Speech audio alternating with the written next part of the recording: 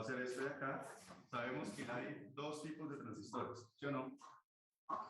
Este sería el transistor NMOS, pero en complemento tenemos también G, el transistor PMOS.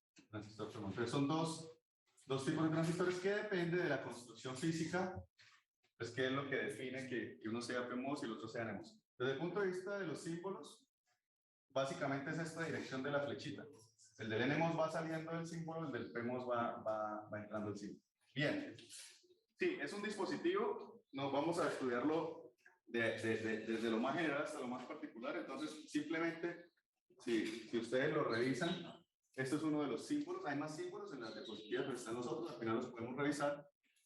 Y en circuitos integrados luce de una manera muy diferente a en circuitos discretos. Si ustedes compran este transistor en Bucacentro, a ustedes les dan una piecita mucho más pequeña, pero luce como algo parece un BJT, ¿sí? Luce de 3 terminales, terminamos por qué 3 en este caso, pero luce como algo así. Ustedes lo compran, parece un BJT, ustedes agarran con la mano, pero la estructura física de los principios son los mismos. Vamos a ver en qué se diferencia uno de otro. Entonces sí, es un terminal, perdón, es un dispositivo de 4 terminales. ¿Qué podemos decir de los terminales? ¿Qué podemos decir de los terminales? Ah, bueno, tiene un terminal que se llama la compuerta o el gate, simbolizado por G, ¿cierto? Gate o compuerta. ¿Qué otro terminal tiene? El drain, drenador o dreno, ¿cierto? Aquí vamos a trabajar bastante Spanglish, como para que vayamos cogiendo los términos así de drain, drenador o dreno. Source. Y el body o bulb, ¿cierto? Que ese sería el cuerpo. Listo, ya vamos a mirar qué sucede con esta señal. La discusión la vamos a enfocar en el NMOS y luego hacemos algo para incluir todo lo mismo para el PMOS, ¿sí? Para no hacer 2 veces lo mismo, simplemente la enfocamos bien en el NMOS y luego decimos qué hay que tener en cuenta para el PMOS. Entonces acá también va a tener la compuerta, en este caso el surtidor está acá, el drenador está acá y el bulb. Bien, ¿qué más recuerdan de eso? Por ahí alguien dijo que era ¿qué? ¿Que controlaba qué con respecto a qué? Era una fuente de corriente controlada por voltaje. Una fuente de corriente entre qué y qué terminales. Exacto, entonces es una fuente de corriente, ¿cierto? Es una fuente de corriente. Es decir, de cierta manera controlamos esta corriente que la vamos a llamar I sub D o I sub DS. Vamos a dejarla de manera general I sub D, que va en esta dirección para el PMOS, ¿sí? Perdón, para el NMOS, de drenador a surtidor. Y ahorita revisaremos porque pues en esta dirección y en el PMOS va en este sentido y la vamos a llamar también I sub D. A veces la podríamos llamar I sub DS, I sub DS, pero para no complicarnos tanto es bastante común decirle I sub D, entendiendo que en el NMOS va de drenador a surtidor y en el PMOS de surtidor a drenador. Listo. Hasta ahí vamos a hacer el paralelo, vamos a enfocarnos en esto de acá. Entonces, ¿quién controla esa fuente de corriente? Estamos haciendo las preliminares, los pensamientos preliminares, las conclusiones preliminares de la lectura. ¿Quién controla esa fuente? ¿Cuál? El gate. El gate. Entonces, particularmente nos va a interesar observar como referencia esta tensión. ¿Listo? Esta tensión BGS, al final de cuentas, es quien va a permitir, de alguna manera, todavía no la entendemos, no la tenemos clara, nos va a permitir controlar esa corriente, ¿sí? Entonces, de cierta manera, el transistor, vamos a ver que es un dispositivo que me va a permitir el flujo de corriente más o menos corriente, dependiendo de esta tensión. ¿Listo? En el BJT, ¿quién controla ese flujo de corriente en la corriente de colector? ¿Cómo? La corriente de base. Había una relación entre la corriente de base y la corriente de colector a través del factor B. Aquí es directamente esta tensión. Y de una vez, una de las cosas bien importantes para nuestro curso es reconocer que en este curso de fundamentos, y vamos a hacer unas observaciones bien interesantes, la corriente en bajas frecuencias, o sea, de DC, la corriente de DC de bajas frecuencias, que circula hacia la compuerta o desde la frecuencia, desde la compuerta, es 0 amperios. ¿Listo? ¿Por qué el símbolo nos ayuda a recordar eso? Entendiendo que aquí hay un circuito abierto. Porque físicamente ahí hay un circuito abierto. En la construcción ahí vamos a ver que aquí hay un óxido, aquí está el óxido. ¿Sí?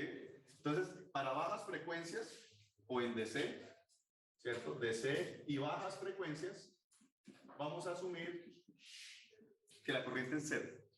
En realidad eso no es tan cierto, o sea, la corriente en realidad no es 0, y menos en tecnologías de transistores muy pequeñitos, porque aquí sí existe una corriente de fuga que se le llama la corriente de leakage. Y esa corriente de fuga se hace importante, por ejemplo, en los procesadores que ustedes tienen en sus celulares, donde tienen miles de millones de transistores. Lo que sucede es que esta corriente, para los propósitos de los circuitos que vamos a trabajar acá, cuando la comparamos en órdenes de magnitud de cualquier corriente útil que vamos a usar en IDS, está muchos órdenes de magnitud por debajo. Esto puede estar en el orden de pico amperios y cuando mucho algunos nanoamperios a alta temperatura, que es donde más hay leakage. Y esto lo vamos a estar trabajando cuando mínimo en microamperios. ¿Sí? Entonces está miles de veces más abajo, entonces es despreciable. ¿Sí? Acá decimos que es 0, pero entendiendo que no es la realidad, es un modelo simplificado que nos funciona bastante bien para nuestros análisis. Claro, en un procesador, si esto lo están utilizando en un procesador, que el MOSFET de hecho es el dispositivo que más se utiliza en la electrónica comercial, o sea, básicamente todos los chips que ustedes destapan al ver que ustedes ven al destapar un smartphone o un computador, la mayoría, el 90% está hecho de puros transistores MOSFET. Por eso el interés fuerte de este dispositivo y por eso la energía que vamos a invertir aquí en este curso respecto a este dispositivo. Entonces hay que entenderlo muy bien porque es quien domina la electrónica comercial hoy en día. Las aplicaciones se hacen y si alguno de ustedes al final del curso le interesa la línea, etcétera, y aspira a tener un empleo como diseñador en alguna de estas compañías que les mostraban los primeros slides, ¿recuerdan lo de LinkedIn? La búsqueda que hicimos. Pues seguro eso se lo van a preguntar. Y seguro van a arrancar con la misma pregunta que arrancamos acá. ¿Qué es el MOSFET? Una fuente. Puede ser una corriente controlada. ¿Y por qué? Y entonces empieza. ¿Y por qué? ¿Y esa tensión qué pasa? ¿Y qué se necesita? Y empieza. ¿Sí? Entonces es bien importante tenerlo claro. Bien, entonces les decía, en sus celulares pueden tener millones, miles de millones, pues multiplicar cualquier pico o amperio por miles de millones ya se hace un consumo de potencia relevante. Entonces, ahí en ese caso no es tan bueno ignorar ese límite. Pero para nuestros propósitos, esto en bajas frecuencias es 0. Cuando vemos respuesta en frecuencia, vamos a ver que aquí hay una capacitancia parásita. Entonces, si esto tiene un cambio en el tiempo, pues existe una corriente que en realidad ingresa, vamos a decir ingresa, ¿no? La corriente de desplazamiento de ese capacitor. Bien, ¿qué más recuerdan ustedes?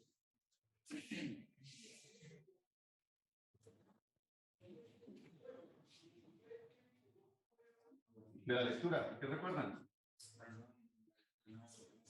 Regiones de trío saturación, ¿no se les viene a la mente? Sí.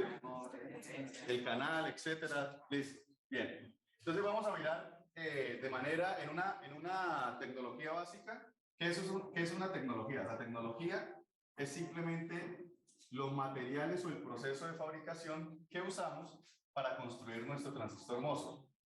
Entonces básicamente voy a pintar aquí una bien clásica, bien sencilla, que nos permite, es una visión simplificada del dispositivo desde el punto de vista del circuito integrado, pero nos permite resumir un montón de cosas que pasan en el dispositivo. ¿Listo? O sea, voy a dibujarlo lo más simple posible, porque dependiendo de la tecnología, pues se agregan algunas cositas más o menos, pero el principio general es lo que vamos a discutir acá. Entonces, ¿qué sucede?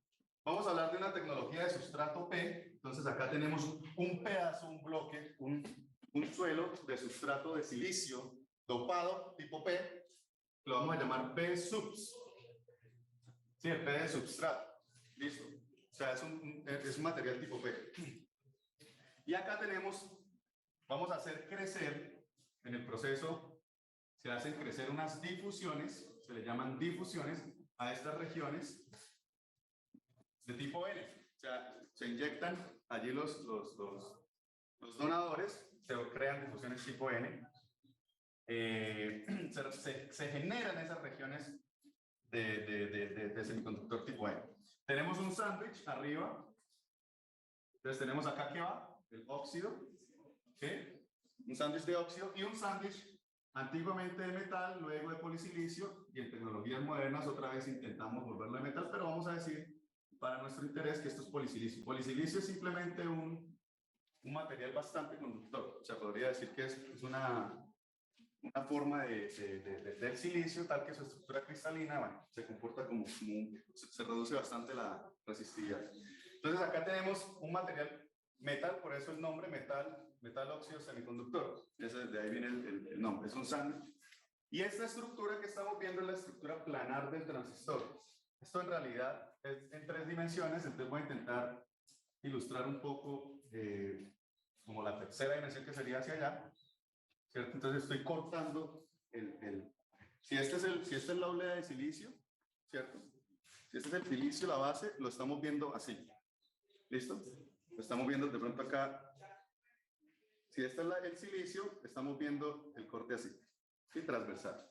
Entonces, ilustrando, en realidad esto está insertado en el silicio de esta manera, ¿sí? Es un dispositivo tridimensional. Y sería el transistor planar. ¿Por qué planar? Porque existe el FinFET, que se usa entre las tecnologías más modernas. Lo iremos a mencionar, pero vamos a enfocarnos en este que es bastante usado para nuestra tecnología de interés. Entonces, de acá, ¿qué identifican ustedes? ¿Cuáles son las partes de transistor acá? ¿Dónde están los pines? Entonces, recuerden, difusión es N, polisilicio. Este polisilicio va a ser las veces de el gate. ¿Listo? Y las difusiones serán ¿quiénes?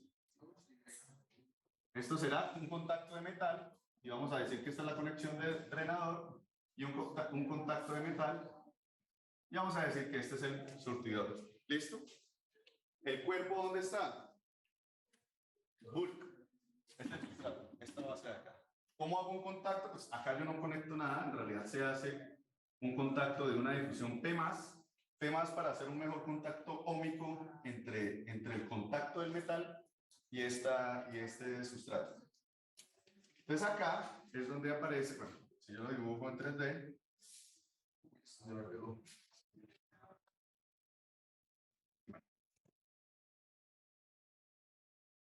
¿Sí? Aquí estaría la difusión. Y tendría aquí el contacto con el bulk, con el cuerpo. Bien.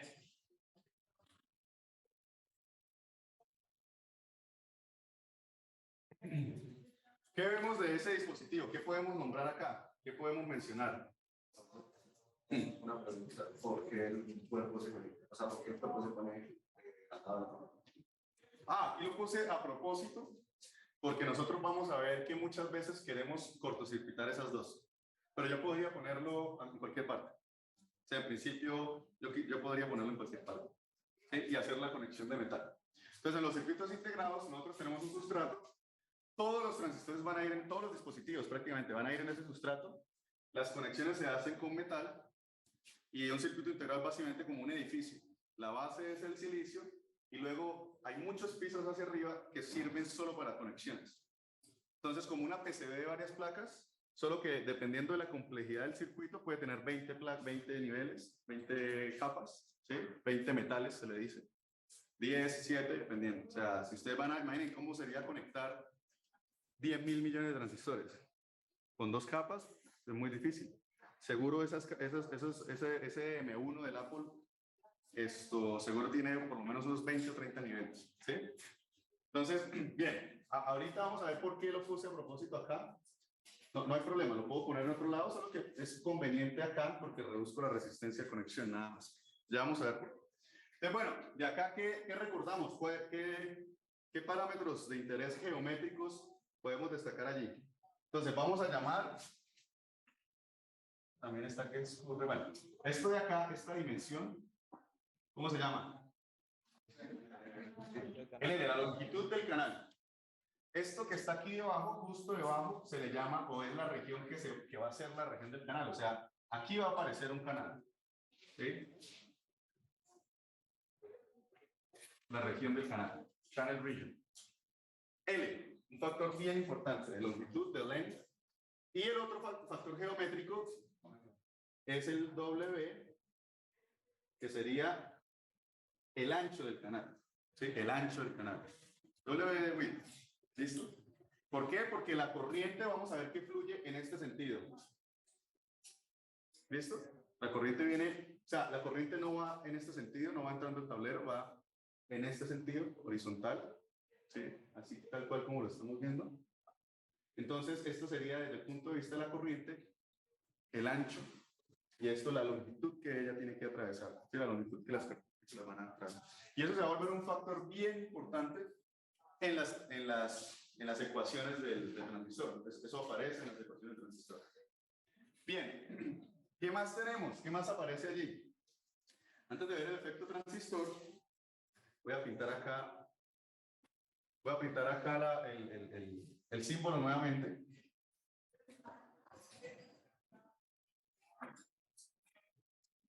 Y vamos a hacer algunas anotaciones.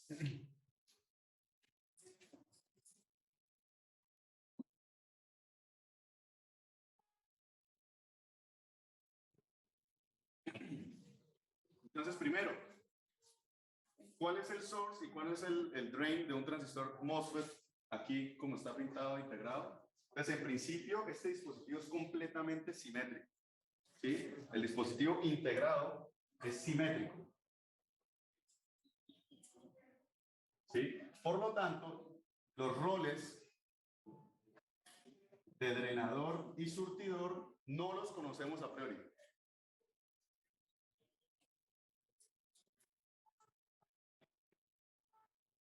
Es decir, cualquiera puede ser drenador y cualquiera puede ser surtidor. ¿Qué define el rol de que llamemos uno drenador y otro surtidor? El potencial en el que estén cuando estén operando. ¿Listo? O sea, en un dispositivo integrado, el transistor es completamente simétrico y dependiendo de la operación, el drenador puede ser cualquiera de los dos y viceversa con el surtidor. ¿Listo? ¿Qué quiero decir? Entonces, por definición, el drenador va a ser el terminal, o la difusión, que en operación se encuentra un potencial más positivo de operación. En el NMOS. Entonces, en el NMOS, el drenador es el que se encuentra a un potencial más positivo con relación al surtidor. Con relación al surtidor. No quiere decir que el surtidor sea negativo, o sea, es la relación. No importa si en valor absoluto son negativos o lo que sea. El caso es que el drenador a surtidor es el más positivo entre ellos dos. ¿Listo? Es el más positivo. Entonces, importante eso de allí. Acá lo pongo por conveniencia para darle nombre a alguna de las difusiones. Y ahora el cuerpo. El cuerpo, fíjense que debe conectarse apropiadamente para que no haya problemas de operación. ¿Por qué problemas? Porque si se fijan, ¿qué tipo de material es el cuerpo? P. Y aquí tenemos difusiones N. ¿Qué sucede ahí? Se crea. Hay un efecto diodo porque ahí está toda esta unión. Miren, esto es una unión NP. En todo este borde tenemos efectivamente un diodo equivalente total. O sea, en realidad sería como muchos diodos, ¿cierto? Con esta polaridad. ¿Se la ven? En cualquier unión NP hay un diodo. Entonces acá tenemos otro diodo. Entonces en las difusiones tenemos los diodos contra el sustrato. De esta manera, miren. P, N. Entonces aquí tenemos el ánodo, cátodo.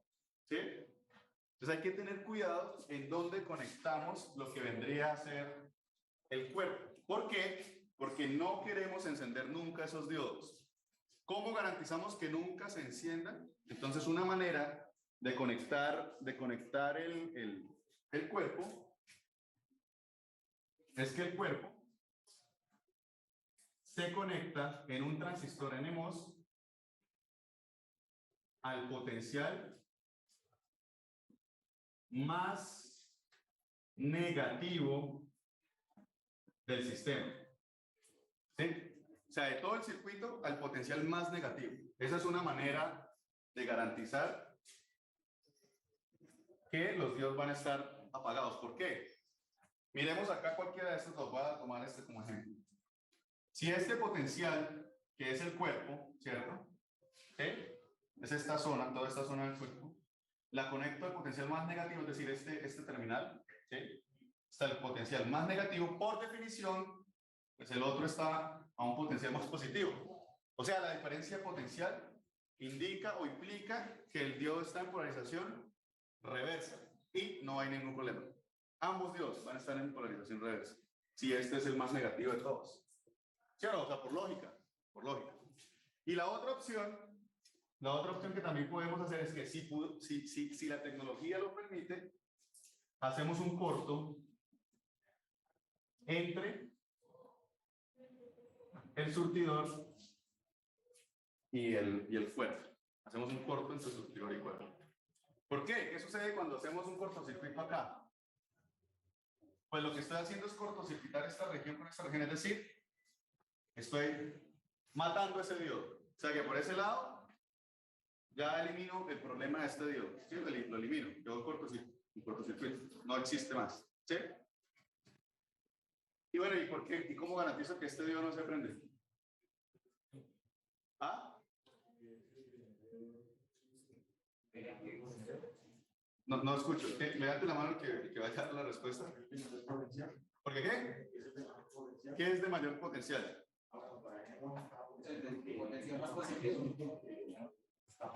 Pero. La pregunta es la siguiente. ¿Por qué este no tiene problema? Y es suficiente solo con cortocircuitar entre estos surtidor y cuerpo. Por lo que tenemos, el tren es el de mayor potencial. Sí. Entonces ¿Por qué? Porque en amplio no va a fluir la corriente por el mismo recto de hilo. Claro, pero termine o sea, ahí falta la frase, diga lo mismo, pero... Ese está conectado al menos positivo, el sustrato sería el mismo potencial, es exponencial, sí. Porque el sustrato sería... No, complete la frase, si complete la frase les doy un punto de participación. Recuerden que eso es directo sobre la nota del primer parcial. O sea, 0,1, 0,1 y así sucesivamente. La pregunta, de nuevo, háganla completa. El corto entre bulk y source resuelve el problema de despreocuparme por los diodos. ¿Por qué? Porque el drain tiene mayor potencial respecto al source. Entonces la diferencia de potencial va a ser más grande drain. ¿Y qué pasa? Pues que está más... Pero ¿qué pasa? Dígame el efecto. Si lo tiene ahí. Pero. ¿Qué pasa con que el drain sea más? Usted, lo que me está diciendo es porque el drain es más positivo que el source. ¿Y qué pasa? ¿Qué implica eso? Es que con respecto al body aún va a estar más... ¿Y qué implica eso? Lo último chance, ¿qué implica? Lo tiene, yo sé que usted lo sabe, pero no está completando la respuesta. ¿Ah? Pues que Casi. o sea, sí, es más o menos de la corriente. pues, en el que, pues entonces en ese caso el N sería el cátodo y entonces el sustrato sería el ánodo. Entonces como el cátodo, o sea, el que está en la línea, está conectado al drain, entonces tiene un mayor potencial con respecto al cátodo, o sea, el que no está en la línea. Y como es esa diferencia, entonces no va a fluir. ¿Por qué? Porque el potencial que está en el que está abajo el cátodo que en ese caso sería el del sustrato y por lo tanto el del source, ¿Sí? el source tiene un potencial que es menor al del drain, que es el mismo potencial. Sí. ¿Y por qué no va a haber problema? Todavía no me ha dicho la palabra clave. Porque está en conexión en reverso. ¿Qué está en conexión reversa? Se le tiran la respuesta. ¿Se va a comportar como un corto? Porque el diodo queda en reversa.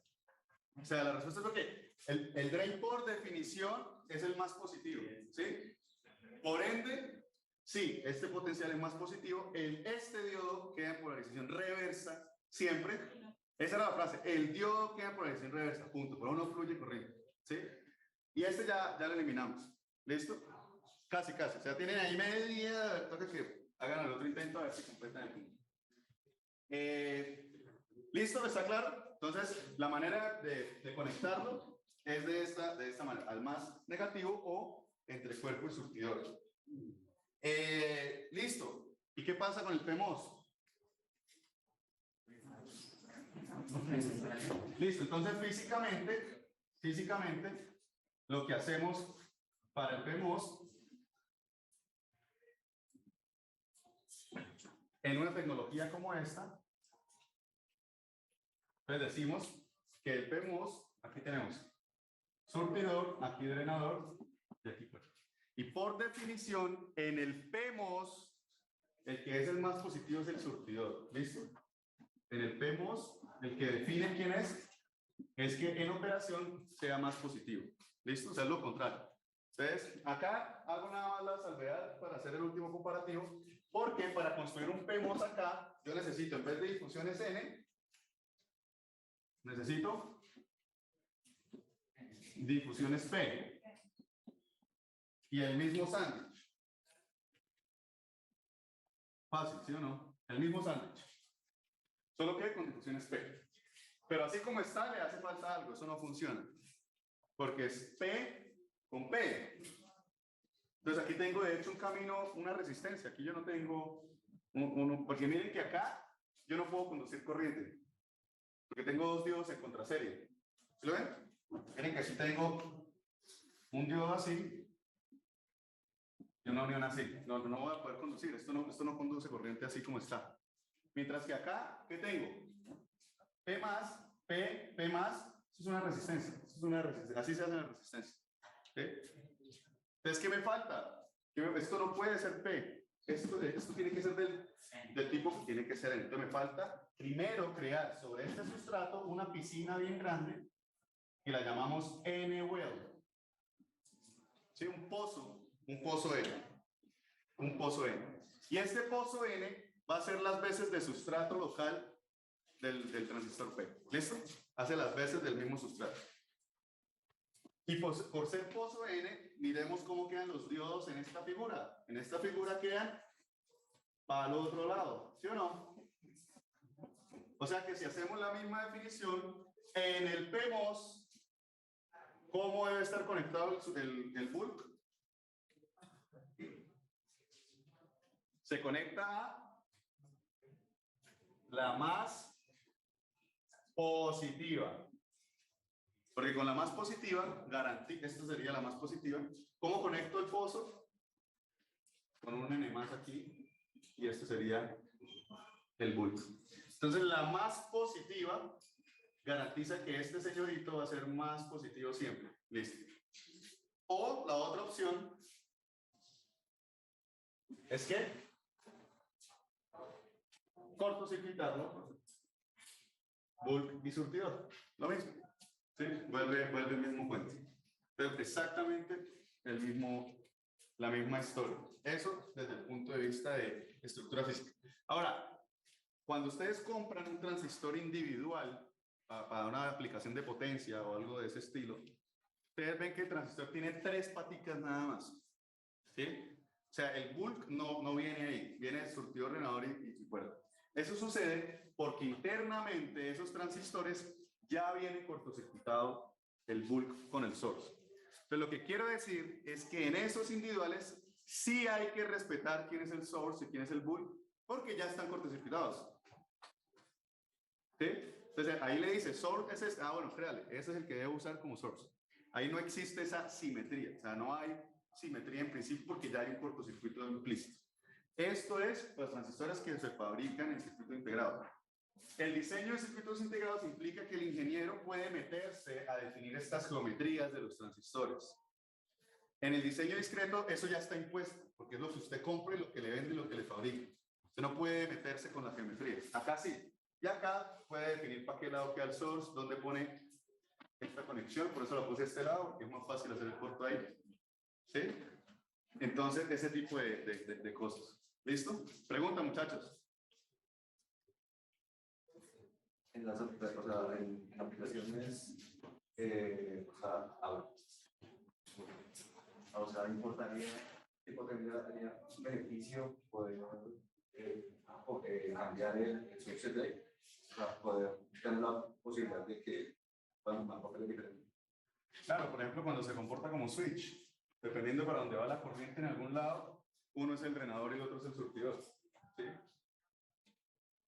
Usted necesita que la corriente fluya en ambos sentidos. Entonces ahí los roles se cambian. Pero entonces, como tal, el transistor, o sea, sí, simplemente permitiría como el paso en una corriente o en una dirección, ¿no? No, o sea, el transistor, por su simetría, siempre que polaricemos bien, él va a permitir el paso en cualquier dirección. ¿Sí? Que haya paso en cualquier dirección quiere decir que los roles de drenador y surtidor se están cambiando. Pero cuando usted tiene definido quién es el drenador y quién es el surtidor, la corriente va de drenador a surtidor. ¿Sí? ¿Sí me va a entender? Entonces, si en una operación el drenador está arriba y el surtidor abajo, y en un experimento usted ve que la corriente va para el otro lado, es porque los roles cambiaron. Este sería el que está haciendo, y ya vamos a ver físicamente por qué es eso, o sea, qué es lo que asume eso de que sea el rol, qué quiere decir eso con el rol del transistor. ¿Listo? Los MOSFETs que no pueden hablar de rol. Esos no pueden cambiar de rol, muy bien. Esos no pueden cambiar de rol, porque ellos ya vienen cortocircuitados. Si yo los pongo mal en mi circuito, si yo los pongo al revés, se enciende el diodo. Y ya, o sea, no estoy operando como transistor. ¿Sí? La embargo. Listo, entonces, vamos a ver qué necesitamos para hacer operar ese dispositivo. ¿Sí? Para hacer operar el dispositivo. Es decir, vamos a intentar caracterizar el dispositivo, caracterizarlo a través de su comportamiento en corriente y a través de sus tensiones BGS y BDS inicialmente, para ver qué sucede con ese dispositivo. Entonces, para eso voy a hacer aquí algo que voy a empezar a cambiar bastante. Entonces, voy a replicar nuevamente la estructura básica. Entonces, tenemos nuestro transistor. ¿Cierto? Acá está nuestro contacto A.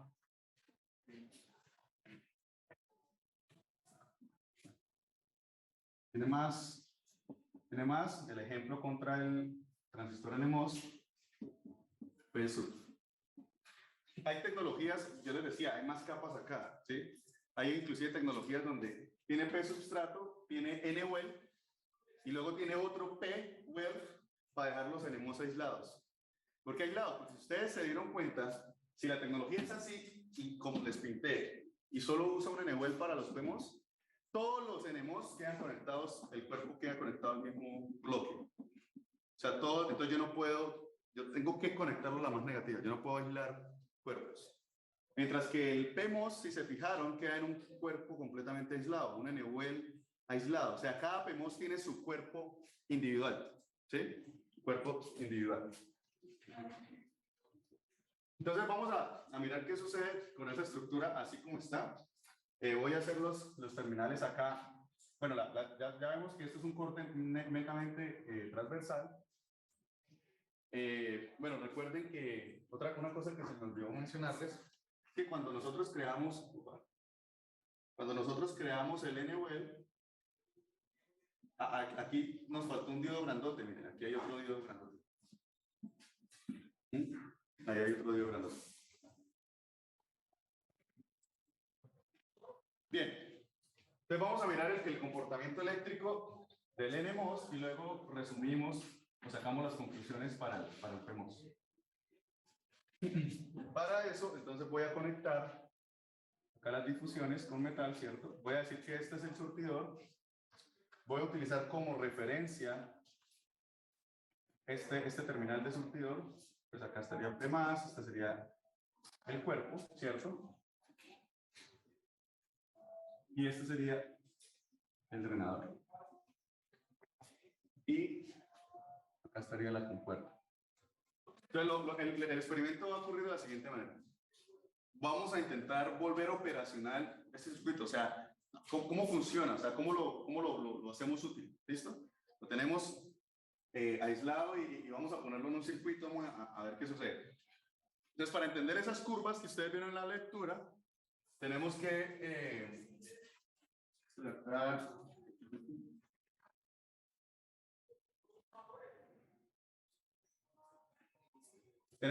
polarizarlo. Voy a inicialmente tomar como referencia el surtidor, lo voy a enviar a tierra, y lo mismo los demás terminales con difusiones.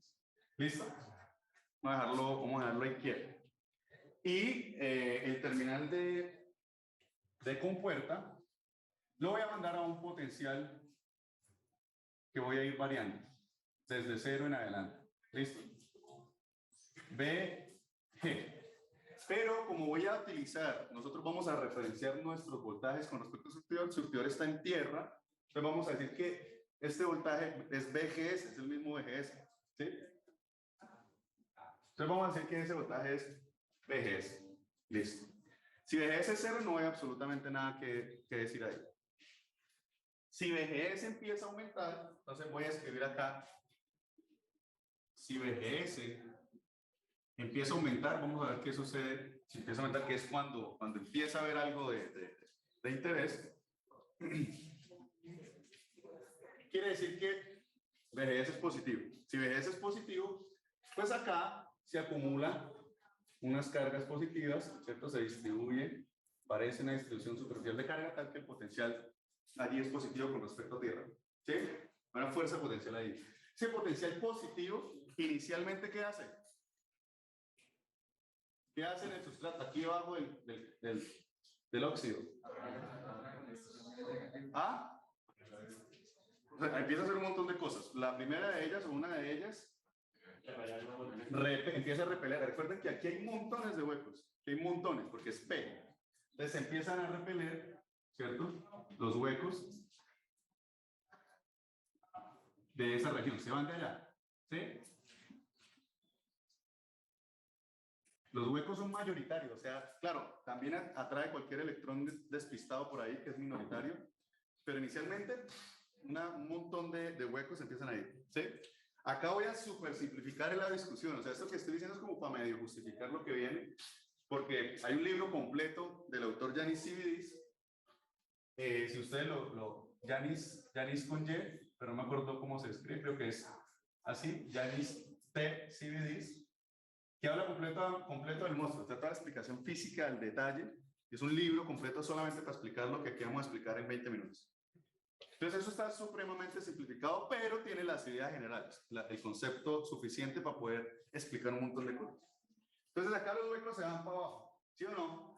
¿Qué sucede cuando los huecos se van de sus átomos hogar? ¿Sí? Quedan iones allá en la estructura cristalina amarrados. Iones negativos, ¿sí o no? Porque electrones han caído en esos orbitales. Entonces son estructuras quietas, amarradas, que aparecen. Entonces aquí aparece, ¿cierto? Una especie de región de agotamiento, como la que aparece en el dios. ¿Sí? Solo que en su mayoría son iones negativos quietos. No puedo tener un flujo de carga con esos iones. Si sigo aumentando, pues eso sigue pasando en mayor medida. ¿Sí? Sigo aumentando hasta que es tanto el campo eléctrico que hay acá en esta dirección que los electrones minoritarios del P se empiezan a acumular acá y electrones también de las regiones de difusión se empiezan a acumular. Electrones libres también con carga negativa, pero electrones libres, entonces los dibujo así. Empiezan a acumularse debajo a formar una película o una superficie, una lámina, ¿cierto? Una región de electrones libres. Electrones libres. Cuando aparece una cantidad suficiente tal que aquí aparece una especie de canal, decimos que aparece un canal, ¿cierto? Una distribución allí suficiente de electrones, decimos que se crea el canal, ¿sí? Esto sería realmente el canal.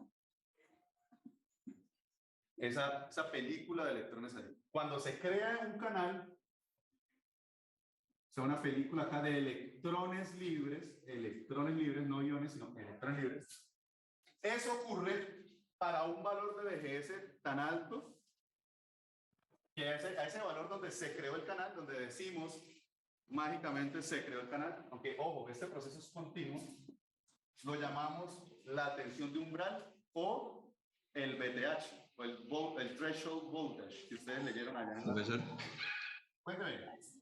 profe, ahí el transistor sí conduciría corriente porque drenador está a tierra y surtidor también. No conduciría corriente porque no hay ningún campo eléctrico que haga que esos electrones se muevan para izquierda o para la derecha. Así como está, no conduce corriente. Simplemente se crea el canal. ¿Listo? ¿Estamos de acuerdo? Entonces, antes de BTH, digamos que no se crea el canal. Después de BTH, crece rápidamente esa creación del canal. ¿Sí? Esto aquí es borroso, pero simplemente decimos, antes de BTH, en este curso, pues no hay canal. Después de BTH, ya se crea un canal. ¿Sí? Ya se crea un canal. Entonces, ¿qué sucede? Se crea ese canal. Se crea ese canal. ¿Qué necesitamos para crear el canal? Que VGS sea igual al BTH al menos y que lo supere para que cree un mejor canal. A esta tensión de umbral, threshold voltage, ¿cierto? Y la profundidad del canal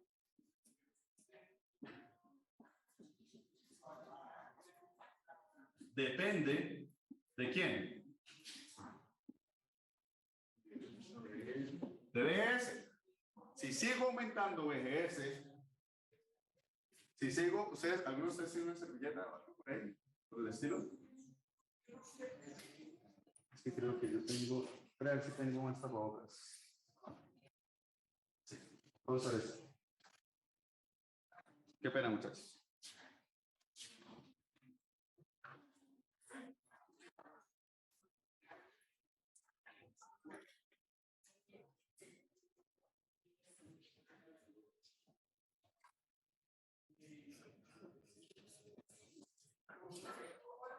Vale, entonces, si sigo aumentando, creo que es evidente o es bastante lógico que pensemos en que esto se hace más profundo. Aquí voy a exagerar, ¿no? O sea, lo exagero para poder ilustrar el punto. No es que las dimensiones estén a escala, pero se crea una región más y más profunda, ¿sí? De electrones libres, o sea, que pueden usarse para mover corriente, para mover carga, ¿sí? Si yo hago que los electrones se muevan, ya creo una corriente. ¿Listo? Entonces, si se fijan, a mayor VGS, más profundo es el canal. Piensen en que la corriente va a fluir en este sentido, ¿cierto? Entonces, ¿qué es más resistivo? ¿Esta condición o una condición de VGS menor? VGS menor, ¿cierto? Porque hay menos espacio. Esto es un camino, esto es un pasillo. El pasillo es más estrecho, entonces es más resistente. Entonces, a mayor VGS, ¿cierto? Si VGS es mayor, nosotros podemos modelar este canal con una resistencia. Ahí está lista para que cualquier tensión que le pongamos haya flujo de corriente. Entonces, a mayor VGS, la resistencia del canal, ¿qué le pasa? Y ustedes van a ver que podemos modelar al transistor en una región de operación particular cercana a esa condición como una resistencia. Los slides está más detallado, pero acá me interesan las dos regiones más importantes. Entonces, si VGS aumenta, la resistencia canal, intuitivamente, ¿qué sucede? Disminuye, muy bien. Disminuye. Bien, listo. Entonces tenemos esa condición. En esa condición decimos que el transistor se ha encendido, está on, está encendido. Y es lo primero que necesitamos para poder usarlo. Encenderlo implica que supere ese VTH. El transistor está encendido y está una característica de operación de esta manera. ¿Sí? ¿Listo? ¿Preguntas? Sí, ese VTH, ¿cómo se halla? Sí, ¿alguien iba a comentar algo? ¿Los que están remotos? ¿Cómo se conoce el VTH? El VTH para nosotros como diseñadores lo da la tecnología. O sea, el transistor nos dice, es un transistor con un VTH de 0,5 voltios, de 0,4 voltios, etc. ¿Sí? Por ejemplo, para que ustedes tengan idea, cuando yo hablo de las tecnologías, hablo del transistor más actual o más viejito o lo que estamos usando para diseñar. ¿Sí? Cuando ustedes alguna vez escucharon procesador Intel de 14 nanómetros, procesador Intel de 7 nanómetros. ¿Ese numerito qué es? ¿Alguien sabe qué es ese número? ¿La qué? ¿Y qué es eso? Está relacionado, pero ese numerito en realidad lo que quiere decir es el transistor. Recuerda que yo les dije que no puede meterse con el L y el W, ¿cierto? Es el L más pequeñito que yo puedo usar. Es la resolución del L más chiquitico que puedo poner aquí. Entonces, cuando a mí me dicen transistor de 14 nanómetros, es porque el más pequeñito puedo usarlo hasta de 14 nanómetros, ¿sí? Y así sucesivamente, ¿sí? 180 nanómetros, 350 nanómetros, 7 nanómetros, etc. Sí, bueno, los de tecnología más por debajo de 180 nanómetros, por debajo de 100 nanómetros, ya no son planares, son FinFETs. Y digamos que ese 7 nanómetros, 8 nanómetros, ya significa una suma allí de unos L's. La estructura del FinFET es ligeramente diferente, pero el punto es que está asociado a una dimensión geométrica, ¿sí? Está asociado a una dimensión geométrica. Nosotros vamos a estar trabajando con una tecnología, por ejemplo, que domina el mercado actual de consumer electronics de 180 nanómetros. Por ejemplo, si tenemos esa tecnología de 180 nanómetros, podemos encontrar VTHs del orden de 0.5 voltios, ¿sí? 0.6, 0.4, por ahí está. Pero si ustedes compran un transistor discreto, ese VTH, mire que un transistor discreto es miles de veces más grande que un transistor integrado, ¿no? Entonces el VTH en los transistores discretos, 1 voltio, 2 voltios, es fácil ver VTH, se lo leen de la hoja de datos, ¿sí? El 2N7000, si no estoy mal, tiene como 2.1 voltios, valor típico del VTH, ¿sí? Entonces, esto lo da la tecnología, ¿sí? Y los ingenieros de dispositivos, es decir, los que fabrican esto, no los que fabrican, los que estandarizan el proceso para poder fabricar un transistor con X característica, se encargan de garantizar este tipo de cosas, ¿sí? Entonces el VTH viene con la tecnología. ¿Listo? Bien. ¿Alguna otra pregunta? El VTH como tal indica cuando se empieza a crear el canal o cuando ya el canal no surge. Cuando podemos decir que ya se creó un canal, que ya aparece un canal. ¿Qué quiere decir eso? Que tensiones por debajo de VTH, si yo intento hacer conducción, voy a tener corrientes muy por debajo desde el punto de vista exponencial, que las corrientes ligeramente por encima de VTH, ¿sí? Como un diodo. Cuando la corriente en el diodo, si yo garantizo que la tensión del diodo esté por encima de 0.65, 0.7, ya esas corrientes son en el orden de miliamperios, digamos, ¿sí? Con cualquier cambio pequeño en la tensión BD. Viendo el diodo real, no el modelo de 0.7, tiene sentido, ¿no? O sea, viendo ya el diodo real. Pero entonces, si yo tuviera un vector, o sea, sumando para ese transistor. Pocas palabras. VGS igual a VTH menos, o sea, VTH menos 1 milivoltio, menos 10 milivoltios, ¿sí? Usted tiene aquí corrientes de picoamperios. Y ya le sube VTH más 10 milivoltios, ya tiene corrientes de microamperios. Ya, o sea, se enciende rápidamente, es lo que quiero decir. Entonces, para VTH más 10, eso la variación no sería tan. O sea, ya se establecería. Claro, ya aparece el efecto de las ecuaciones de transistor que vamos a mirar cuando están en periodo y cuando están en saturación, ¿sí? Entonces, para los propósitos del curso, nosotros decimos que hay canal cuando es mayor que VTH, ¿sí? Cuando es mayor que VTH. ¿Listo? Que está encendido cuando es mayor que VTH. Pero claro, menor, ligeramente menor, este proceso es gradual, solo que en cercanías a algo que llamamos VTH, que inclusive hay muchas maneras de definir ese valor físicamente. En cercanías, el canal se crea rápido y las condiciones de corriente después de VTH son mayores, mucho más que las condiciones de corriente debajo de VTH. Entonces asumimos que estaba apagado antes de VTH, encendido después de VTH. ¿Listo? Bien, encendimos el transistor. Primer paso, lo encendemos. Segundo paso, vamos a hablar de esas regiones una vez lo encendemos. Entonces, primero encendemos el transistor y lo dejamos encendido para que vamos a hacer lo siguiente, o sea, vamos a manejar las dos variables que tenemos, recuerden, VGS y VGS, una a la vez, ¿listo? Entonces, el mapa mental va a ser el siguiente. Encendemos nuestro dispositivo y dejémoslo encendido en un punto particular, ¿sí? En un punto VGS 1, ¿sí? 1 voltio. VTH vale 0.5, entonces VGS 1 voltio. O sea, VGS 1, ¿sí? Tal que sea mayor que VTH. Bien, ya está encendido. O sea, en esta condición ya debe existir canal de esta manera. ¿Estamos de acuerdo? Ya. Y ahora dejemos quieto el VGS. Dejémoslo quieto, así, en este valor. En VGS1, dejémoslo quieto. VGS1, ¿sí? Y voy a hacer lo siguiente. voy a desconectar el drenador de tierra y lo conecto inicialmente a más menos 0.1 voltio. Antes estaba en 0 voltios, ¿no? ¿Y cuánto era la corriente? Pues no había, ya vimos que no había, ¿sí o no? Y voy a hacer acá un gráfico cualitativo de ese asunto.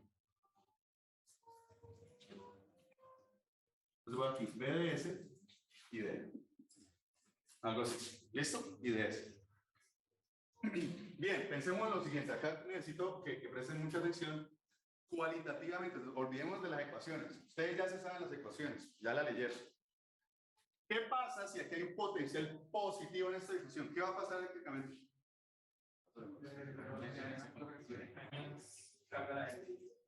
Alguien levante la mano porque escucho un murmullo, si no, no sé qué es lo que dicen. ¿Quién iba a decir? Ok. Va a haber un paso. Ok. Sí, pero yo quiero que me explique un poquito más, que haga zoom y diga lo que sucede. Empiezo a enviar electrones. ¿Empiezo a enviar electrones para dónde? ¿Hacia allá? No, casi, pero no. Atrae hacia. Ah, exacto, lo atrae, listo. Esto, ¿por qué lo atrae? Con la diferencia de carga que. Claro, este es un potencial positivo. Entonces los electrones, mira, aquí esto está repleto de electrones, esto está repleto de electrones. Y esto está repleto de electrones. ¿El electrón carga eléctrica qué? Negativa, ¿sí? Y se atraen por carga eléctrica qué? Oiga, a propósito, ¿saben qué es la carga eléctrica?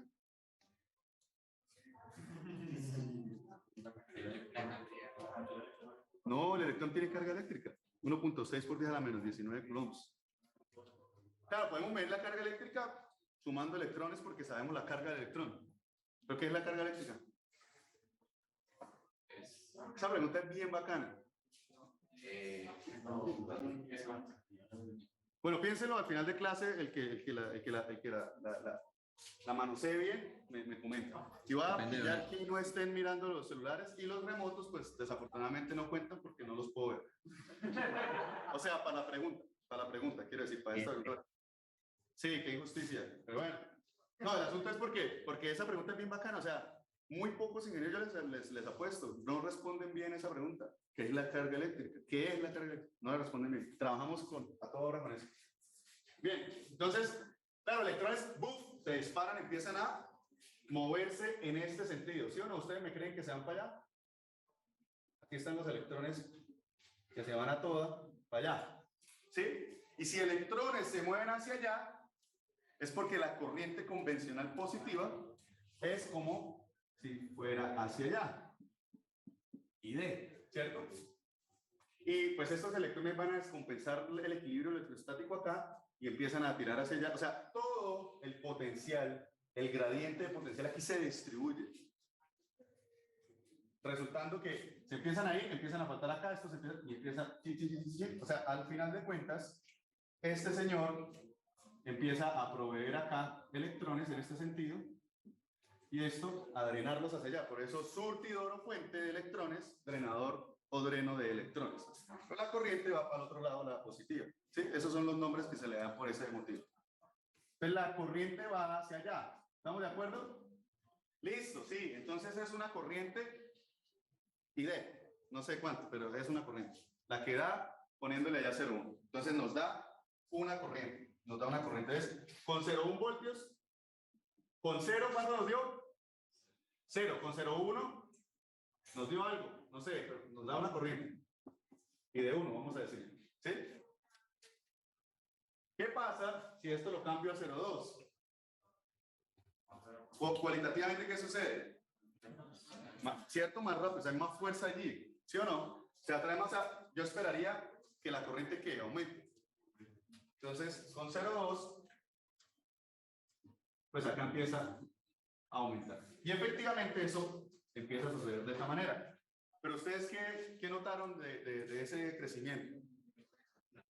Que luego se satura. ¿Por qué? ¿Por qué? Pero ancho máximo, ¿qué sucede? O sea, ¿qué le sucede a este mamarracho en azul? Ya llega un punto donde se satura el canal, ¿no? Claro, pero es que eso es una frase. Eso es una frase, pero eso no explica nada. Yo cuando hago las preguntas, asuman que no sé la respuesta. Entonces me tienen que explicar, ¿sí? La frase, no importa, que la frase es, se satura el canal. Eso es una frase, pero usted entiende qué quiere decir se satura el canal. O sea, ¿me lo puede dibujar? Ahí eso es diferente, ¿no? Sí. Cuéntame. Legalmente que la carrera se pasa por el canal es la máxima que puede soportar, ¿Por qué? porque el canal solamente puede tener un ancho máximo debido a la cantidad de electrones que hay en el circuito de frenado. Más o menos, pero no. O sea, todavía falta un detalle ahí crucial. Cuéntame. Bueno, la parte del drenador empieza a llamar desde el lado derecho del canal, empieza a tener empieza a tener menos electrones, la densidad de electrones al lado derecho es menor. O sea, acá empieza a pasar esto. Sí. Listo. ¿Y qué sucede? Entonces llega un punto en que ya no, en que disminuye el ancho del canal, ahí está disminuyendo el ancho del canal. Sí, acá yo estoy aumentando la resistencia. Está aumentando la resistencia. La resistencia. Bien, por ahí sí es. ¿Listo? Por ahí sí es. Ahorita al final me recuerda al final hacer la anotación de punto que yo ya sé más o menos por dónde voy a distribuir los puntos de participación. ¿Listo? Es para no estar parando toda hora.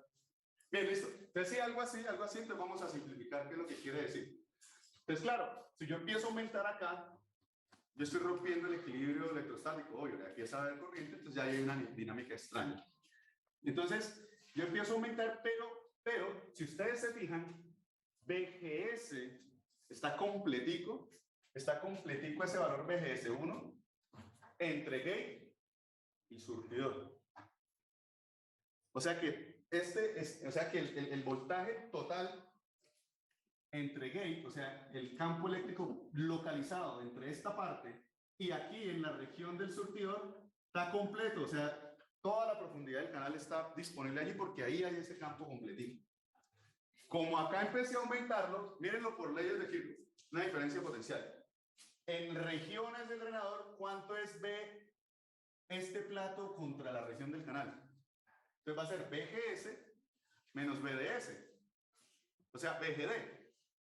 BGS menos algo que ahora es mayor que 0. Entonces la pregunta es, si yo pongo un multímetro entre esta placa y esta región del canal, y luego entre esta placa aquí, este lado y esta región, ¿dónde hay más potencial? ¿En la izquierda o en la derecha? En la izquierda hay más potencial. En la derecha hay menos potencial. Y ese potencial es el que crea el canal. Y si yo repito el experimento, moviéndome hacia allá, lo que voy a ver es que el canal se deforma. Se empieza a deformar y yo empiezo a ver algo como este. Por eso allá veían un triangulito, un trapecio, y se empieza a ver algo así. A medida que aumento, se empieza a deformar. ¿Qué es lo que sucede con esto? Es que empieza a aumentar la impedancia del canal, la resistencia. Se hace más difícil conducir electrones, ¿sí? Aumenta la resistencia del canal. Aumentar la resistencia del canal quiere decir que a los mismos cambios de tensión BDS, menos cambios en corriente hacia arriba va a haber. Es decir, si yo sigo aumentando, ya esto no va a crecer esta misma proporción, sino cada vez menos el delta, hasta que se satura. ¿Sí? Antes de hablar de esa saturación, vamos a hablar y hacer un punto aquí rapidísimo de lo que sucede antes de que se sature. Bien, preguntas hasta ahora. Preguntas. Pues ya anteriormente iba a hacer una pregunta de que, a fin de cuentas, el que está haciendo todo el trabajo de que el canal son los electrones libres, ¿verdad? Sí. Y los iones que están quietos, hay que es ecuación. No, acá hay una región de agotamiento, simplemente. Ellos conforman la región de agotamiento que está acá. ¿Ya? Simplemente aquí hay una región de agotamiento y aquí está la estructura por donde circula corriente. ¿Sí? El resto es una región de agotamiento, como en el diodo. Entonces no hay corriente hacia abajo. ¿Sí? Es una barrera ahí de agotamiento. Los iones sí, no hacen nada desde el punto de vista eléctrico. ¿Listo? Bien. A esta región donde la corriente cambia de esta manera, entonces, ahí viene una cosa interesante. Ustedes ven allá la derivación de la corriente, ¿no? La derivación que más o menos viene con lo que les dije acá. Entonces podemos encontrar, vea, si vale 0,1 vale Profesor. tanto, B02 vale tanto, y así sucesivamente. Cuéntame. Es una pregunta sobre BGS y PDS. ¿Por qué usted toma la resta de los voltajes para calcular qué tan saturado se pueda llegar al canal? Porque en la condición inicial por facilidad, en ambos lados era tierra. Por lo tanto, toda la región de abajo era tierra. Por lo tanto, VGS está distribuido, era indiferente, ¿sí?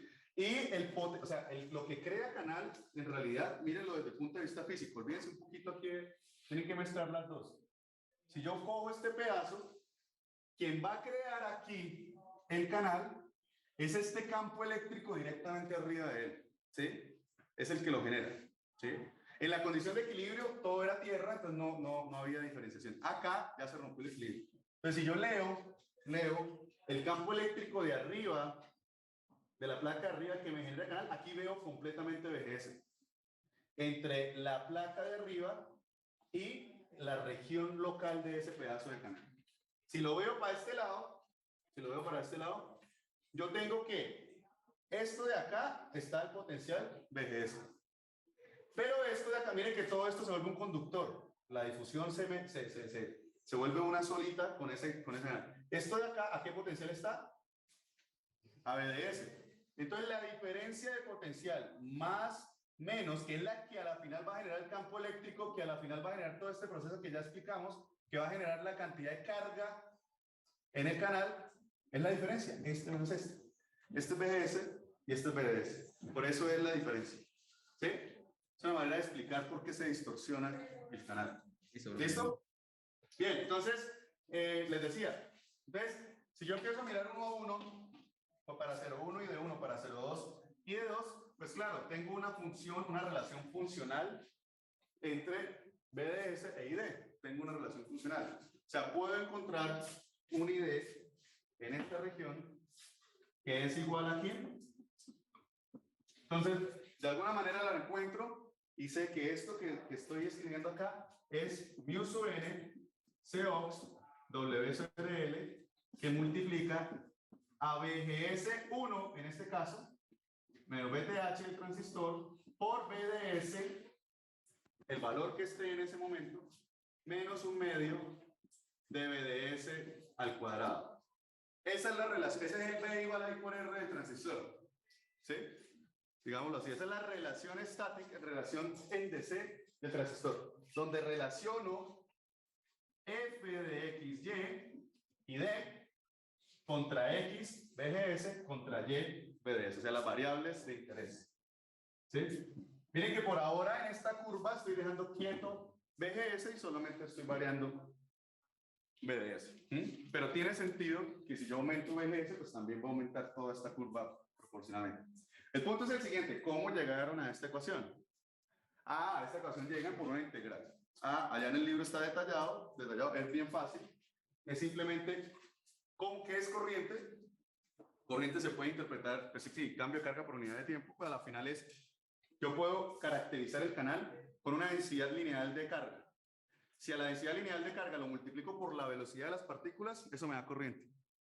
¿Cuál es la velocidad de las partículas? La velocidad de las partículas es la movilidad de las partículas por el campo eléctrico. ¿Cuál es el campo eléctrico longitudinal? El campo que experimenta la tensión dividido la longitud del canal que está allí. ¿Sí?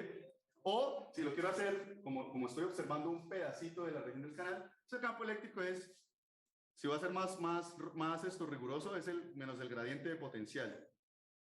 Que acá, en un ejercicio de una dimensión, se vuelve la derivada del potencial local del canal con respecto a la posición. Se mete en eso, ¿cierto? Esa ecuación sencilla, densidad de carga lineal por velocidad, donde velocidad se vuelve mu por E, donde E se vuelve la derivada de B, para describir y hacen una integral desde x igual a 0 hasta x igual a L, porque esto mide L, si pongo la referencia acá. Es bien sencillo, les da esta ecuación. ¿Ya? O sea, cuando ustedes hacen, entonces les recomiendo que se lean allá y entiendan. Miren, yo aquí lo palabreé, ¿no?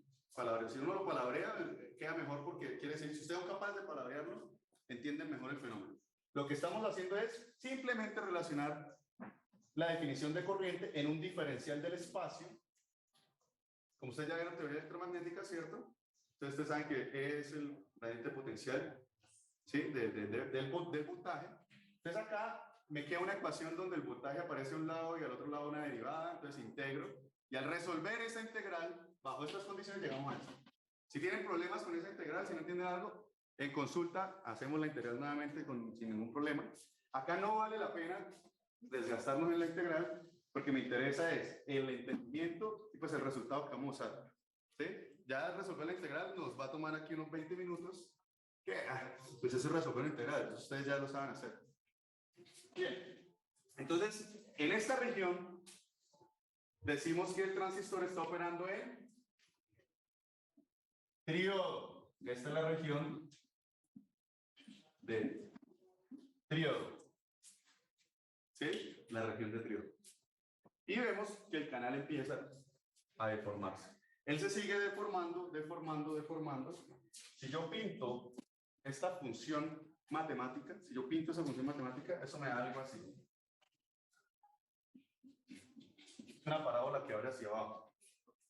¿Sí? Solo que esta función matemática no tiene sentido cuando aquí se cambia la física, es decir, cuando cambian las condiciones para las cuales determiné esa ecuación matemática. ¿Saben qué un problema físico? No, yo lo represento a la final con una ecuación, pero yo tengo que saber qué limitaciones, qué suposiciones, qué hice para llegar a esa ecuación. Aquí estoy suponiendo un canal continuo, que aquí todavía hay carga. Resulta que esto se va a saturar, alcanza un valor máximo, y de ahí en adelante no es capaz de seguir aumentando la corriente porque ya cambió la física en esta región. Aquí se perdió el canal. ¿Sí? Llega a hacerse hasta cero. Se satura. ¿Listo? Él alcanza un máximo y más allá de ese máximo ya no sigue a esta ecuación. O sea, esto ya no vale. ¿Sí? ¿Cuál es ese máximo? Vamos a llamarlo I de saturación. ¿Sí? ¿Cuál es ese máximo que se alcanza?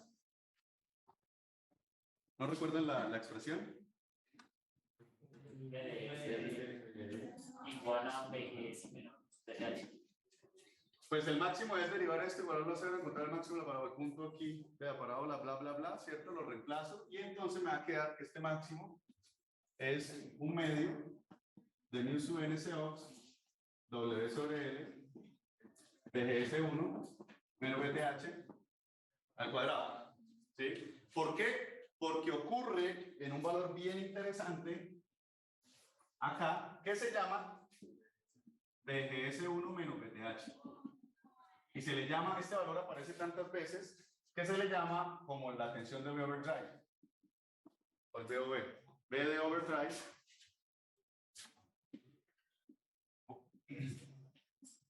O la tensión de sobrecarga. ¿Sí? O sea, ¿qué tanto le gana BGS a BTH? En ese punto, el transistor alcanza su valor máximo de corriente y de ahí en adelante se satura a este valor. ¿Sí? Se satura a este valor que llamamos I de saturación, por ejemplo. Se satura a ese valor. Y ahora sí hablemos un poquito de las cantidades. ¿Y ustedes ven qué es? Movilidad de los electrones. Cox, capacitancia por unidad de área de este capacitor que tenemos acá. ¿Sí? W sobre L es la relación de aspecto del transistor. O sea, la relación entre el ancho y el largo. ¿Sí? Y la tensión de overdrive, en este caso, es BGS sobre BTH. ¿Listo? De manera general, mu sub n tiende a ser unas 3 veces mu sub p. O 2.5 veces mu sub p. ¿Por qué? Porque es más fácil mover electrones en una red cristalina que mover huecos.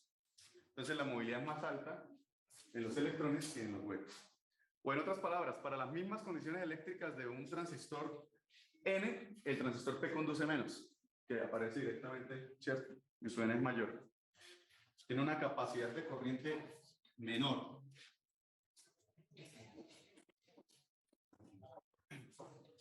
Y acá decimos, entonces, que el transistor está ¿qué?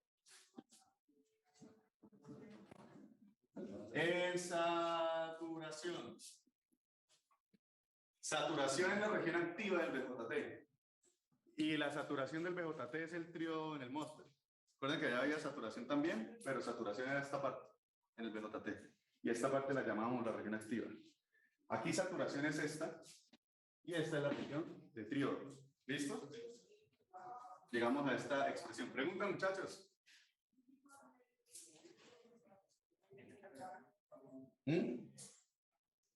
Bueno, vamos a hacer un receso de 5 minuticos y concluimos la sesión, ¿vale?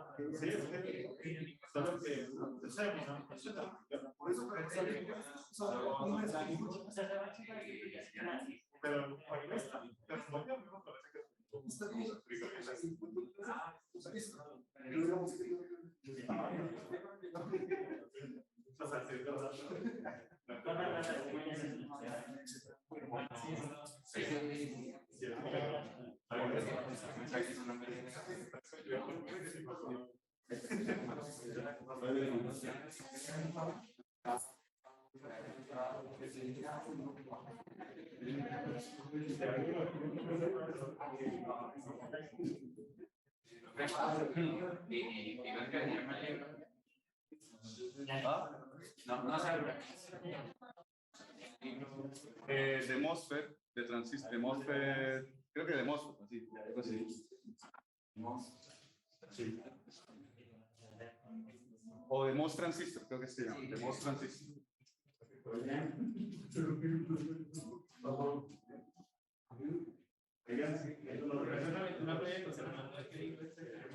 Del design of analog, la primera referencia, el de Razavi, design, no el fundamentals, sino el de design of analog CMOS integrated circuits. Empieza por design of analog CMOS.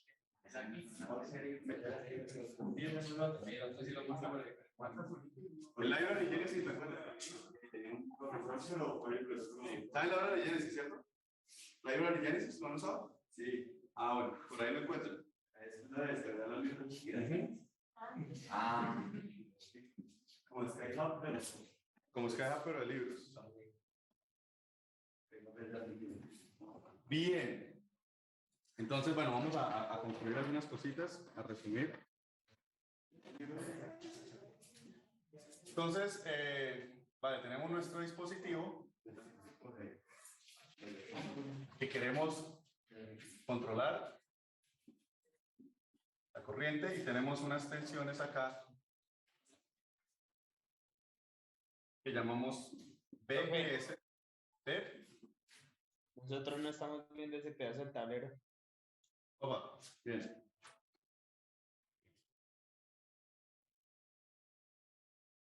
Gracias. ¿Listo? Veréis. Tenemos para que opere, o sea, para que sea funcional, para nuestro propósito, tenemos que primero encender el transistor, ¿sí o no? Entonces, MOSFET on. Pues de lo contrario, decimos que está en corte o apagado, ¿sí? ¿Qué significa? Que planteemos un BGS mayor a BTH. Listo, eso es lo primero que debemos hacer. ¿Listo? Dependiendo de eso, o sea, una vez cumplimos esto, dejamos quieto el BGS por un momento, dejamos quieto en un BGS particular, BGS1, porque ¿qué pasa cuando BGS supera BTH? ¿Qué es lo que hemos logrado con eso? Hemos logrado que aquí aparezca un canal, o sea, eso se vuelve una resistencia. El MOSFET es al final de cuentas es una resistencia variable con tensión hasta cierto punto, porque después se satura. Entonces, una vez cumplimos esto, tenemos ahora que si está encendido, pero además de eso, BDS, ¿cierto? Es menor que ¿quién? Un punto particular que anotamos allá.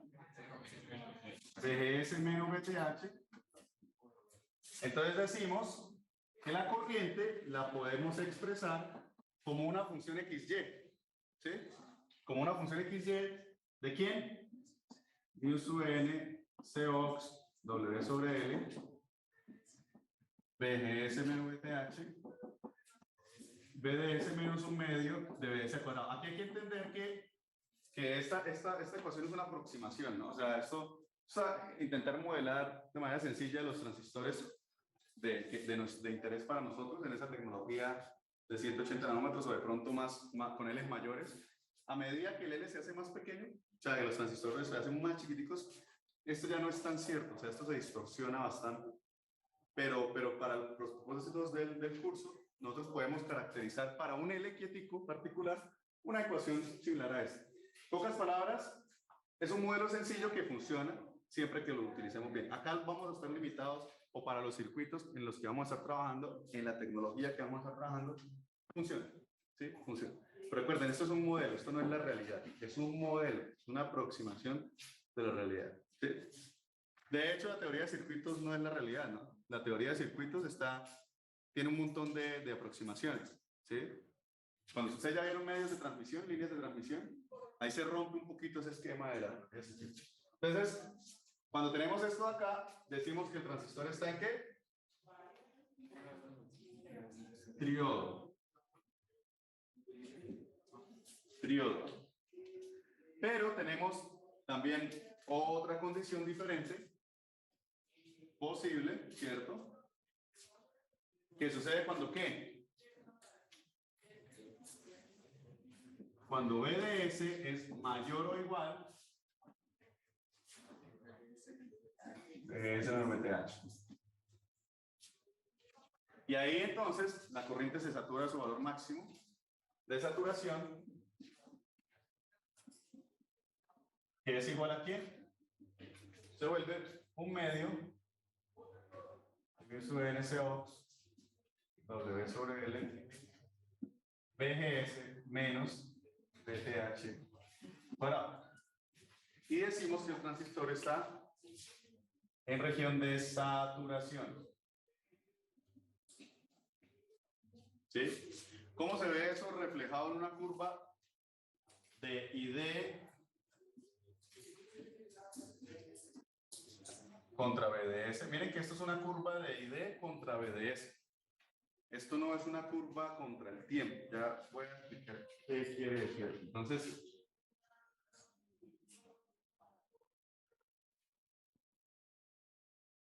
la canción de Weber Drive, ya sabemos que Weber Drive es esto mismo que está acá, ¿cierto? Es esto mismo que está acá. Antes de Weber Drive, decimos que está en triodo. Después de Weber Drive, decimos que está en saturación. ¿Sí?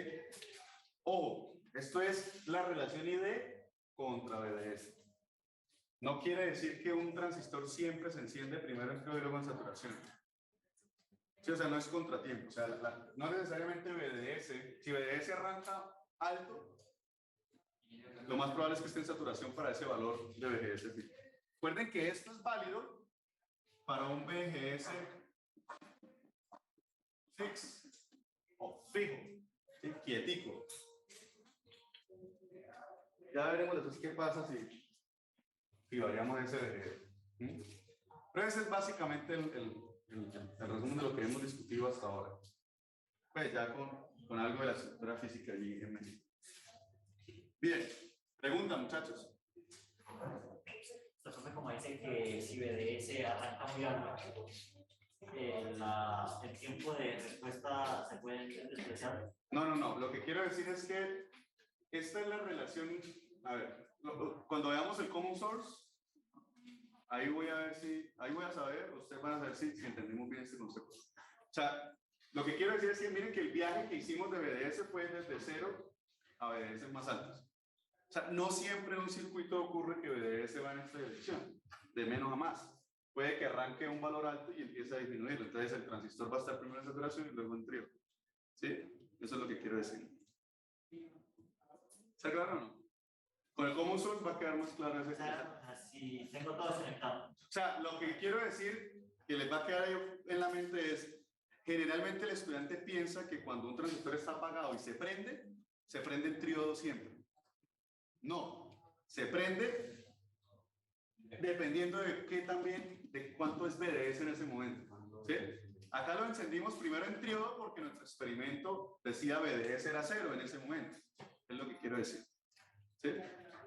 Si yo quisiera graficar para BDS negativos, ¿tendría algún tipo de gráfica impar ahí o no necesariamente? Sí, tendría un tipo de gráfica impar, solo que para BDS negativos, o sea, los roles se invierten. Entonces ya no tiene sentido, o sea, si usted lo va a dejar, o sea, si usted, por ejemplo, o sea, para no hacer como un revueltijo entre lo que les digo del campo de roles y lo que yo defino como con etiqueta como ese, supongamos que, yo para no meterme en rollo, yo voy a decir que esto se llama B sub phi, ¿sí?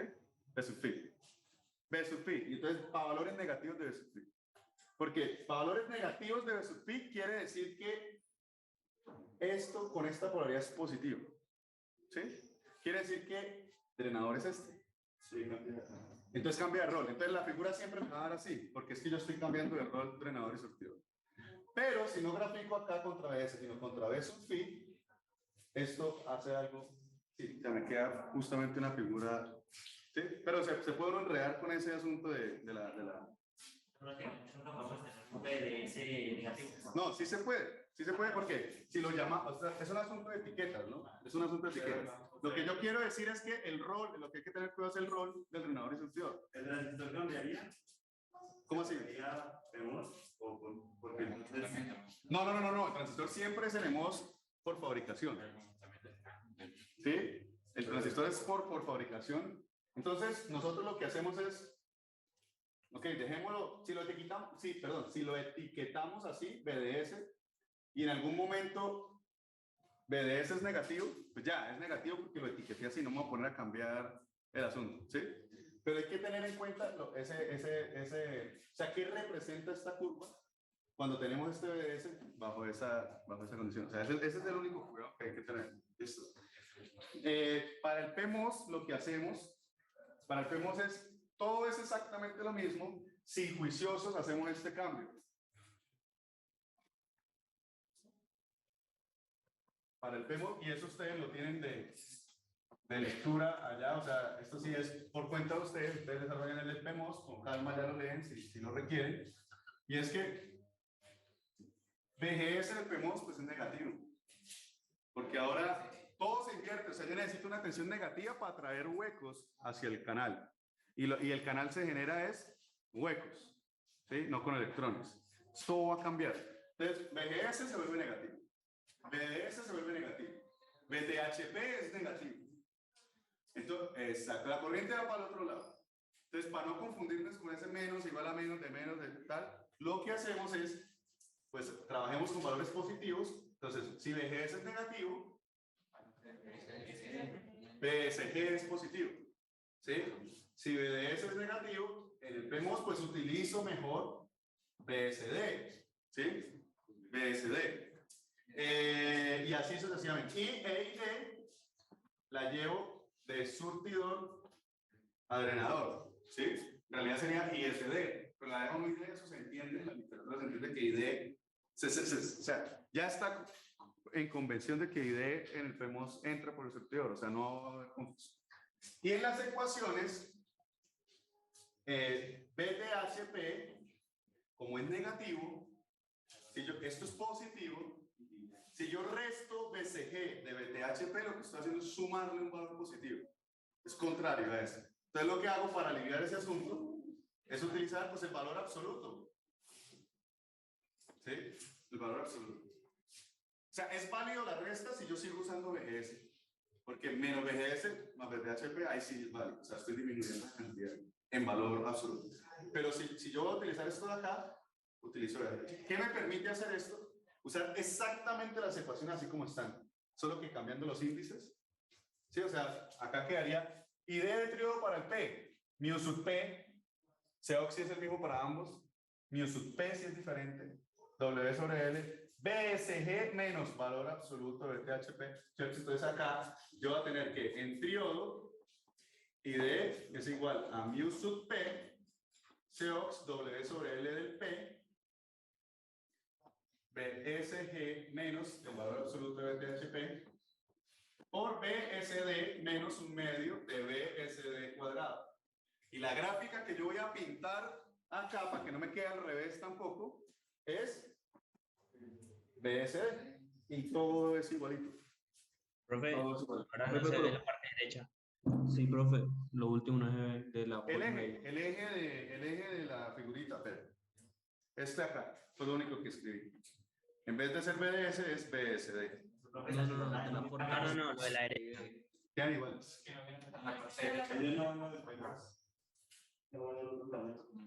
Ah, ok. Ok. Esta ecuación de acá para los remotos es la misma de triodo del N, solo que cambié, por ejemplo, BSG está sustituyendo a BGS, ¿sí? Y aquí aparece el valor absoluto de THP y el resto es reemplazar por BSD el valor de BDS. O sea, simplemente es un reemplazo directo. Listo. O sea, en pocas palabras es esta misma ecuación, solo que cambiando acá por BSG y acá por BSD. El valor absoluto. Sí, muy bien. Y el valor absoluto aquí de BTH. Listo. Uy, que no me convence. Un ladrillazo en la cabeza muy rápido. Ah, bueno, lo leen allá con calma y se van a dar cuenta que sí es lo mismo. Es exactamente lo mismo. Bien, pregunta, muchachos.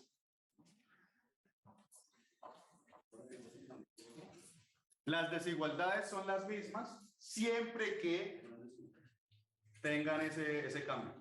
Y ese es otro problema si no hacemos el cambio. Entonces las desigualdades les toca cambiarlas. Entonces acá las desigualdades quedan iguales. Iguales, exceptuando en vez de BSD, BD. Y quedan exactamente, no van a tener problemas con esas definiciones. Bien, ¿preguntas?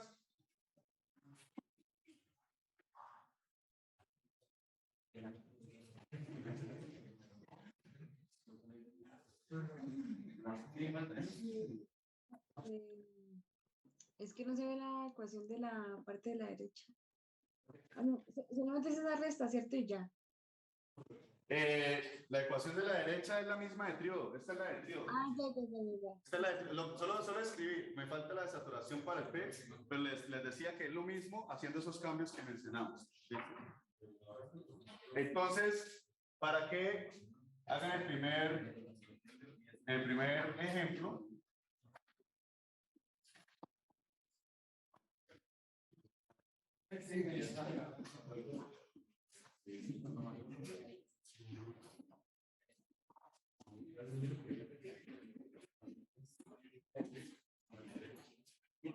Profesor, que bueno, no podemos ver la totalidad del tablero.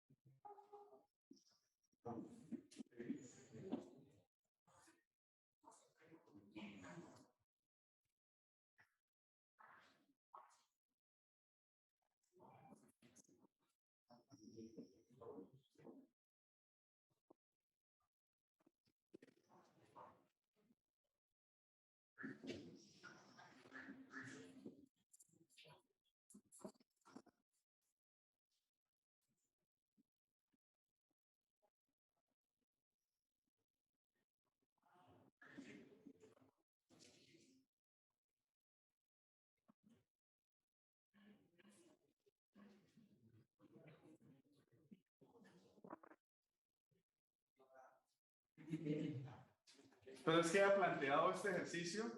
Nos preguntan para este transistor NMOS con estas características. Estos son parámetros del dispositivo. Estos son los parámetros del dispositivo. Y las variables de interés, en este caso es la corriente que lo atraviesa.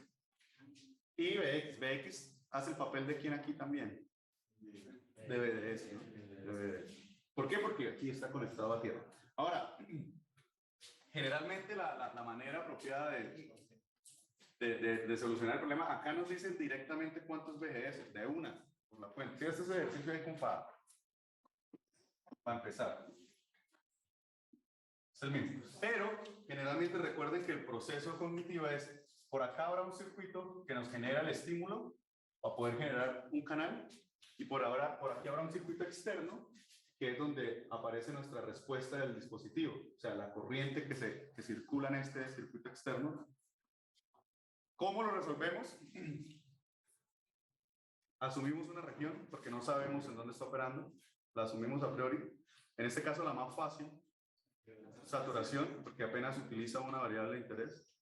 Resolvemos y verificamos las condiciones de desigualdad. Si nos da, bien, si no, era la otra. Listo. Y ahí empezamos a divertirnos. Este es bien sencillo, se los dejo ahí para que lo revisen. Vale, quedamos pendientes. Entonces, regálenme su nombre y apellido. Espérame un segundo. Juan.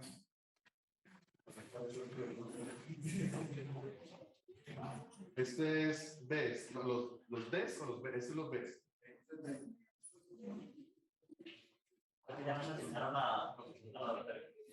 ¿No tiene profesor? Don Sebastián. ¿Don Sebastián qué? Entonces es una participación, ¿listo? Las participaciones quedan directamente sobre el examen. Cuando haga quizzes, también va a ser de ese estilo. O sea, si de pronto un día hago un quiz así sorpresa, entonces yo les voy a decir, ese quiz vale, vamos a decir, 0,3 para parcial. Y si lo pierden, pues no, pues nada, no pierden nada, simplemente pierden el 0,3. O sea, al final pueden llegar al parcial sobre 4, sobre 4,5, sobre, sí, dependiendo. ¿Van a entender? O sea, el que perdió todos los quizzes, pues va al parcial y si saca 5, bien. ¿Sí? O sea, ¿me hago entender? No pierden más el... Va a ser más fácil, va a ser más fácil y se acumulan más puntos. O sea, sea Guerrero, ¿cómo es su nombre? Néstor Malajera. ¿Néstor qué? Malajera. ¿Cómo? ¿Con G o con J? Camilo José. ¿Camilo qué? José.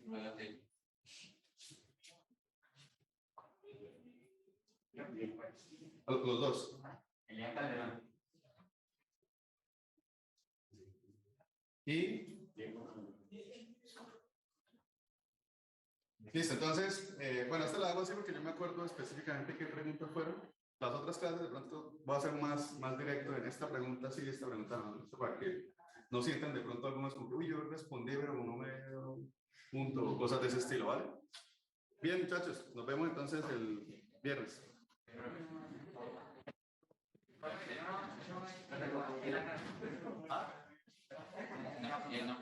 Hasta luego, muchachos, los remotos. Hasta luego, profe. Hasta luego, profe. Gracias. Yo venía ahí y con él teníamos ya el laboratorio, pero el profesor del laboratorio me dijo que ya no le aparecía en la lista. ¿De cuál? Es que no me acuerdo. Del profesor. O sea, si usted cambió de grupo, cambia también de laboratorio. Sí. Entonces si no hay práctica, pues no hemos tenido tampoco. Entonces, no hay nada. O sea, porque lo más probable, bueno, es que depende. Porque estos son los de 1A y de 1B. Sí, yo también tengo el mismo problema. Profe. ¿Los del B no tienen profesor de laboratorio? No. Voy a decirle a José. Voy a preguntarle a José. Yo no puedo hacer nada. Una duda.